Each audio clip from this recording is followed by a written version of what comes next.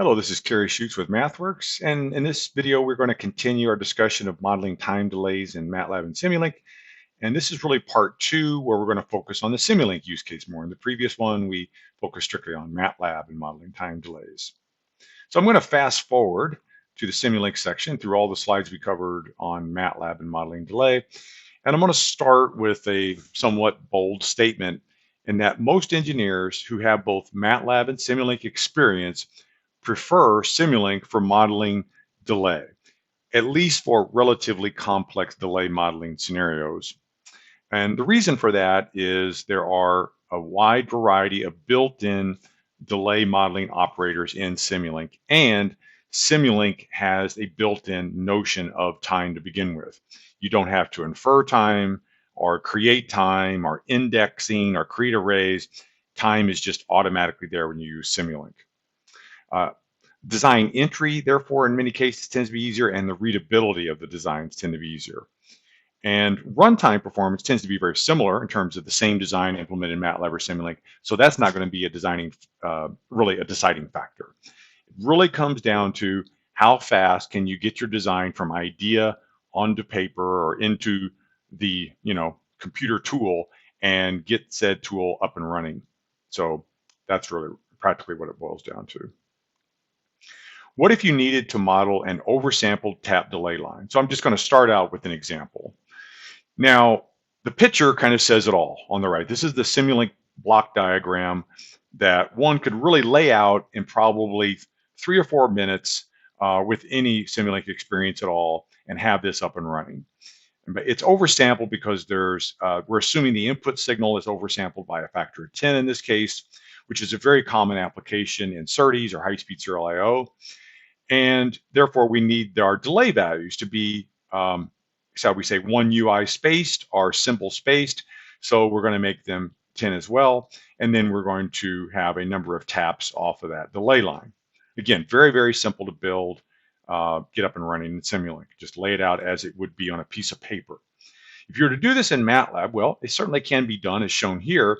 And this code actually came from a colleague of mine at MathWorks that had not yet learned Simulink, and they already had some code which did this in MATLAB. So I took a look at it and had to decode like what exactly they were doing here. And then I realized it just all boiled down to this simple layout in Simulink. But you can see they had to create persistent variables, a number of them. They had to initialize them. And then they had to create this rather terse looking, complicated looking for loop with lots of, indexing and pointer manipulation and modulo operators. In fact, nested modulo operators to manage the pointers in this delay line. So again, while it can be done, if you got enough willpower and enough persistence, you can do anything, but this would not be something super intuitive or easily maintained or picked up by others to modify. Okay, so in Simulink, again, there's many built-in delay operations because Simulink is a time environment. At its core, Simulink is a time engine. So you'll find both analog delays and or continuous time and discrete time delays. The most commonly used, or I'll say at least the two we're going to focus on here today, are the variable time delay operator, very, very commonly used, and the variable pulse delay. These are very, very similar blocks in terms of their use cases. And of course, you can also implement delays using filters because every filter is a source of delay. It turns out just not to be a constant delay across the whole frequency range. It's usually only usable over a small frequency range. So we've got blocks for doing transfer functions in S. We've got just built-in analog filter blocks, transmission lines, S parameters, all sorts of operations to do analog filtering or delays. And of course, I'm not showing here if you wanted to build the circuit as a circuit, meaning out of passive or active circuit components, you could do that as well. On the digital side, we've got probably the most commonly used block, or one of the most commonly used block, which is the delay operator, the discrete delay operator, z to the minus 1 or z to the minus n. There's the variable version of that where it could be any integer delay. There's the fractional version of that where it doesn't just have to be an integer delay value. It could be something like z to the minus 1.42. We've got a delay line, which is like a series of delays, a buffer block. Then, of course, we've got our filtering blocks. We've got queues, we've got flip-flops and latches. All of these can be used as sources of delay in a model. And of course, this is not an exhaustive list. I just showed you some of the most common ones. So now I want to get into the four kind of commonly use cases I discussed in the previous video on modeling delay in MATLAB. And I'll just slide to them real quick. I'll just go back to that real quick. We'll just go there. And that would be these. We've got the fixed integer time delay, discrete time, we've got the variable integer time delay, discrete time, and then we've got our two continuous time use cases as well. So we want to get into these. All right, so let's go to modeling y of n is equal to u of n minus 3 in Simulink, the fixed integer delay use case. So that's pretty simple. It's as simple as dropping in a z to the minus n block. Here I'm doing z to the minus 3 and connecting it up to whatever you want to delay. Pretty straightforward. No coding, no indexing, no persistent variables, nothing extra required. If you, again, compare and contrast that with the MATLAB-based approach, both the test bench surrounding it and the delay operation, it does take a little work. Not impossible, not super difficult, but definitely not as simple as dropping in a z to the minus 3 block, and certainly not as intuitive when you look at them. Likewise, the variable discrete integer delay block as well. I should have used the word integer here, because in this case, the delay must be an integer value. So in this case, I'm showing a sine wave for a signal and then a sine wave delay as well. So in other words, we're going to kind of modulate the delay of our input signal using another sine wave. And of course, we're going to scale it properly such that it's also an integer value. Of course, that does need to be a positive integer value, and it does need to be, of course, rounded such that it is an integer value. And that's why you see the rounding operator here. That works quite well. Here's a sine wave input.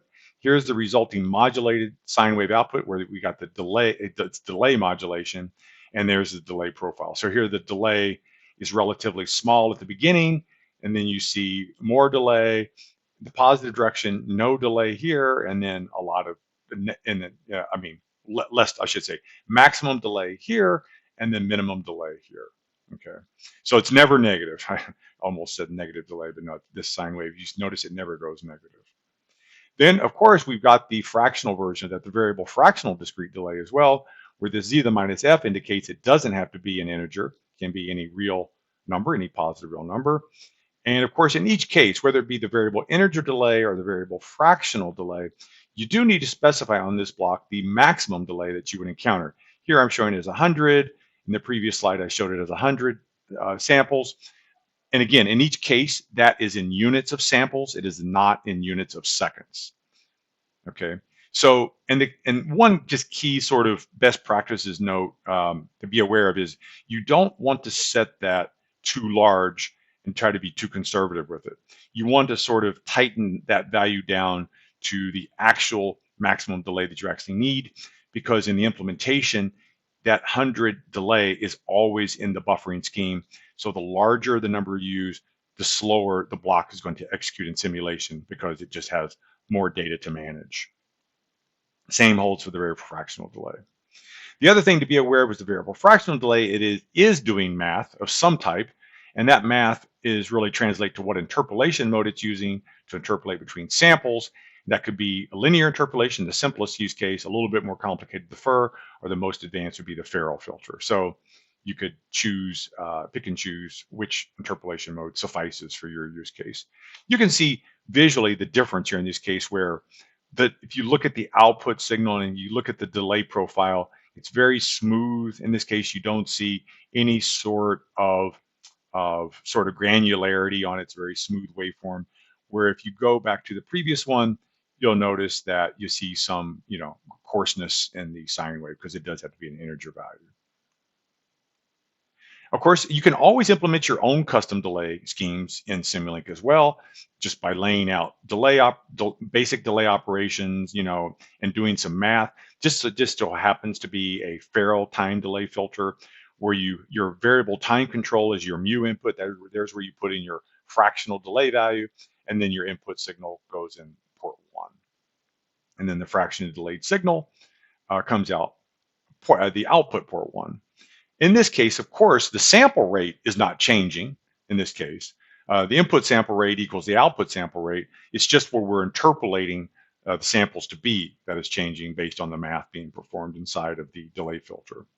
This, of course, has the advantage that it could closely mimic your hardware implementation if you're going to an FPGA or an ASIC. This approach in Simulink supports both floating and fixed point implementations.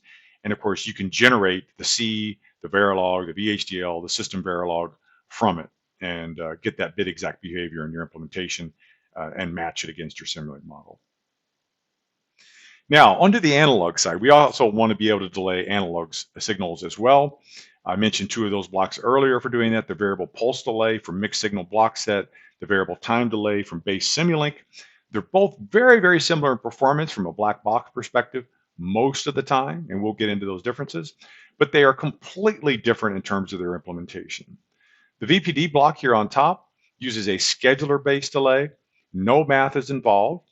So let's just say if y of t is supposed to be the input delayed by some tau of t, some variable tau of t value, then what we're going to do is we're going to take the input and we're going to schedule it to be output in the simulation some tau of t seconds later.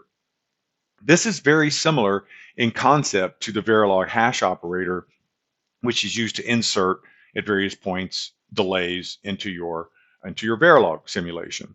Again, it's not synthesizable in the Verilog, but it's great for behavioral simulations. Same sort of thing here. Now, this is one absolutely valid way to model delay in a system. Again, part of mixed signal block set. Then from base Simulink, you have the variable time delay block. It uses very, very similar scheme that I described on slides 11 and 12 from my previous video on modeling delay in MATLAB. And again, it's using a backward-looking buffer and interpolation to compute the delayed value. So we'll just kind of glance back to that real quick. We'll just slide back there.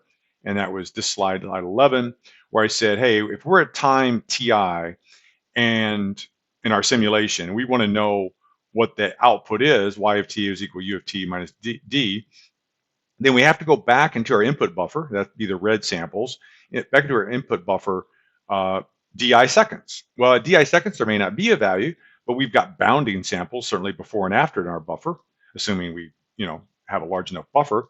And we can just interpolate between those two samples and take that interpolated value and then stick that in our output buffer right there at the time ti, y of ti. And of course, step and repeat that for the next sample in the simulation. That works quite well. All right. And of course, VTD does have two modes of operation. It has this variable time delay mode, which is what we're focusing on in this video. And it also has the variable transport delay mode as well, which I'm not covering in this video. Okay, so let's compare the behavior, the output of the variable pulse delay versus the variable time delay blocks. All right, so I've got a certain test case set up here to kind of bring out the similarities and the differences between these two blocks. So I start with a ramp input signal. That's my signal of interest. It just ramps up, as you can see here, over time from 1 to whatever, 20 something. And you see that I'm actually smoothing it out a little bit so it doesn't make instantaneous transitions. If we were to zoom in on this yellow input ramp signal, it has a slight rise time, okay, governed by the bandwidth of this single pole transfer function.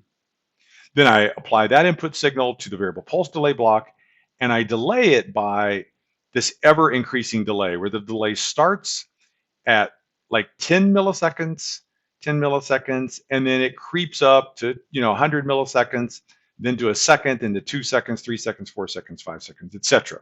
And then finally it goes back to 0 again. So we're going to apply that delay vector to this input signal to both the variable pulse delay block, the variable time delay block, and we're going to compare the output. And if you look at the beginning for the small delays as compared to the rate of change of the input signal, the variable pulse delay block and the variable time delay block overlay basically precisely. You can only literally see the red waveform there, and that's because the red and the blue are overlaid on top of each other. But as we get up to larger delays, like around a second or larger, then what we see is there is a divergence between the behavior of the VPD and the VTD blocks. You can see that as you get larger delays, the variable time delay block is sorting to leveling out, while the variable pulse delay block still seems to be doing some type of delay on the input signal. So it's almost, and then they finally merge up again when the delay goes back to 0. You can see the blocks merge back up again. So that's quite curious. What is going on there? Well, let's go over and actually run this model in Simulink and just take a closer look just for the fun of it. Okay, so here we are over in Simulink. It's the same model we just had in our PowerPoint slide, and we're just focusing on the part at the top here, the VPD versus the VTD for now. I've ran the model, I've hit play, I'll just do it again. We can see it update. Here's our delay profile where it starts out with a very gentle ramp in the delay, and then it gets steeper and steeper, and then it drops back to 0.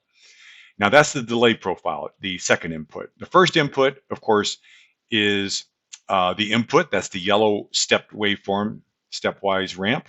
And then the red and the blue are the two delay block outputs. So the VPD and the VTD.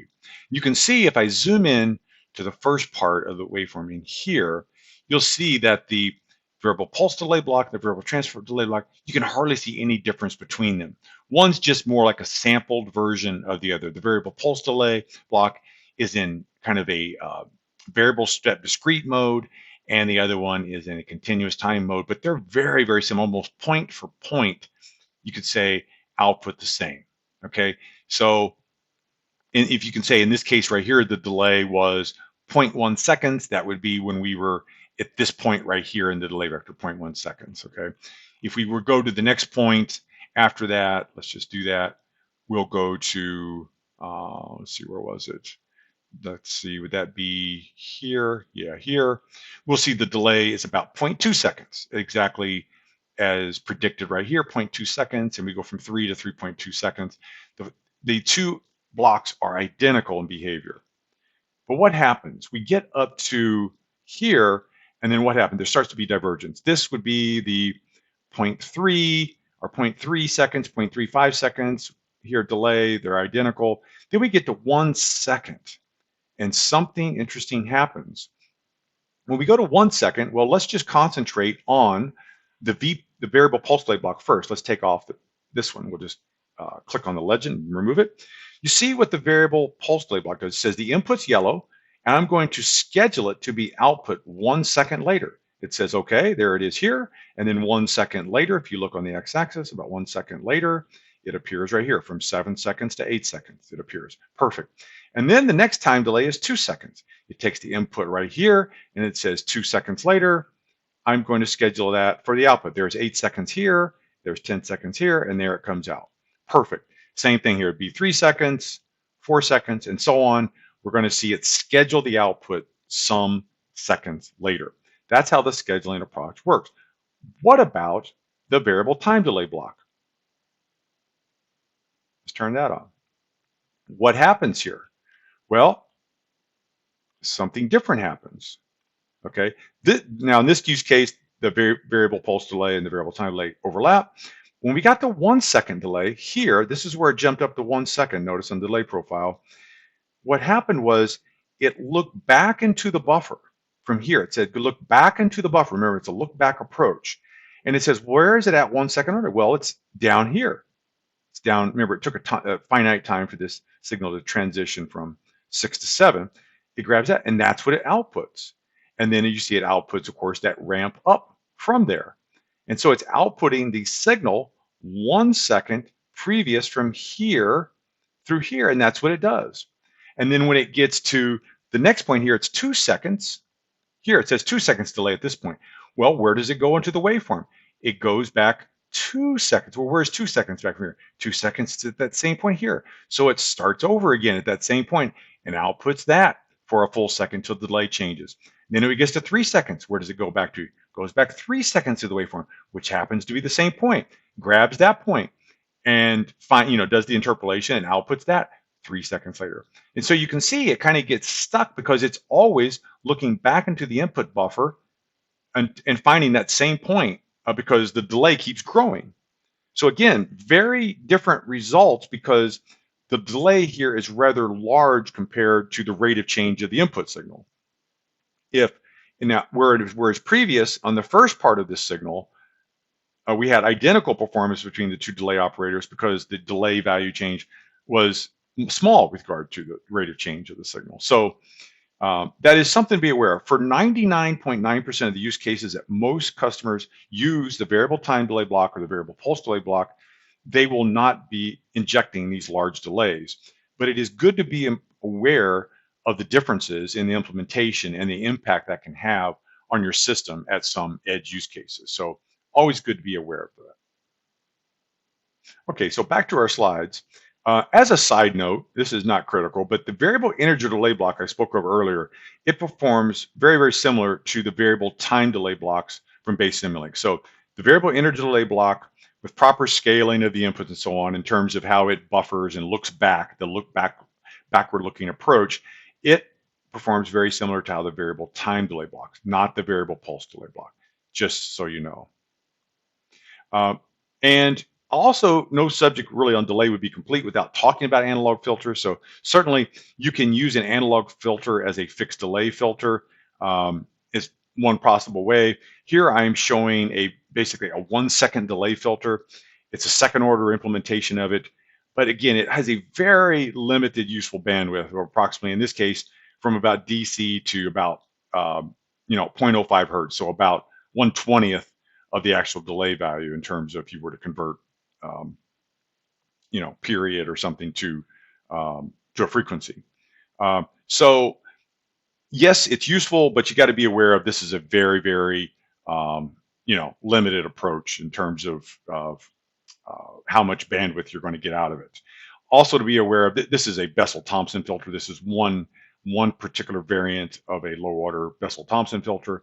Works over that limited frequency range I mentioned, because what happens when you get beyond the frequency range, it's still going to delay the signal, but the amplitude of the signal, the output signal, is going to be much smaller than the input. It's going to roll off gradually, and the delay value is going to go from like 1 second, and then it's going to become like 0.8 seconds, 0.7 seconds. The delay value is going to drop. So you're not going to get, the fidelity you want in terms of amplitude nor delay as you get outside the useful bandwidth of said Bessel-Thomson filter. And of course, there are third order variants of such filter, fourth order, sixth order, eighth order, etc. Okay, so now let's extend that delay using an analog filter idea from the fixed delay to the variable delay, or a delay that's under our explicit control. So remember here, we just had a delay that is just one value at a given frequency. It's a fixed coefficient filter, and you're going to get what you get. If you were to look at the frequency response or the delay profile, delay as a function of frequency, you kind of get one profile. Or you could have it for, again, a third order filter or a sixth, etc. Now, we're going to do the same thing, except we want that to be variable. So this delay input here is going to, on the fly, map to or lead to the computation of a new or unique fourth order Bessel-Thomson filter implementation. And the key to making this work is we're going to use the delay value input as a scaling factor in the Bessel-Thomson filter. Here I'm showing an or I should say a SerDes or high-speed serial I/O use case where I have NRZ data or signal, and I want to apply random jitter to it. So here I'm taking that NRZ signal, I'm going to just apply some low-pass filtering to it. That's going to be the input to our adaptive time delay, which is Bessel filter based. And then we've got our random jitter signal, random delay, that's going to, hover around some mean and have some variance on it. All right, so let's take a look at how that works. All right, so what we're going to do is we're going to take that delay value input, that's D here, and we are going to scale a set of numerator and denominator coefficients based on that delay. And it's scaled according to the math, or the numbers you see on the scheme here. So there's 2 second order sections. The first block just computes the coefficients of the 2 second order sections. Second order section 1 has numerator and denominator N1, D1, and second order section 2 has numerator and denominator N2 and D2. And then you can see it's really simply a matter of taking that D value and creating a denominator like this. Really the only scaling goes along in the denominator of the 2 transfer functions, and then we normalized by the large coefficient of D in each use case, and we output that. Now, as far as the A's and the B's you see in the actual diagram, we're just extracting the A's, I should say the B's from the numerator, and the D's become, the denominator leads to the A terms, okay, which is what you see in the actual filter implementations, the feedback, the Laplace, or the Laplacian and S domain implementations of the filter, the analog filter. So that works rather well. Again, with the same caveat in mind that this filter is only going to be useful over a very limited bandwidth where the delay is relatively constant and the amplitude does not drop off substantially. So you always have to keep the bandwidth of your signal in mind when you're using a filter as a delay filter or as a delay operator. If you need really just pure delay, ideally you would first go for the variable pulse delay block or the variable time delay block. But for whatever reason you need to model it as a filter, this would be one way to do it. And of course, the other reason a lot of time people pull in a delay block in their model is to break an algebraic loop. You can think of an algebraic loop as a negative, as an unwanted scenario or an unwanted situation in your model where you have a feedback loop and there's no delay there. A delay with zero feedback loop is of course not non-realizable. Simulink will flag it, and so you'll need to break that loop. There's a couple ways, common ways to do that. You could, if it's all discrete time, you could use a z to the -1 to break the algebraic loop. If it's a continuous time signal, you can insert a single high bandwidth filter with a one pole in it, and that will also break the algebraic loop. Or you can insert a memory block. Three kind of easy things you can do if you encounter that situation.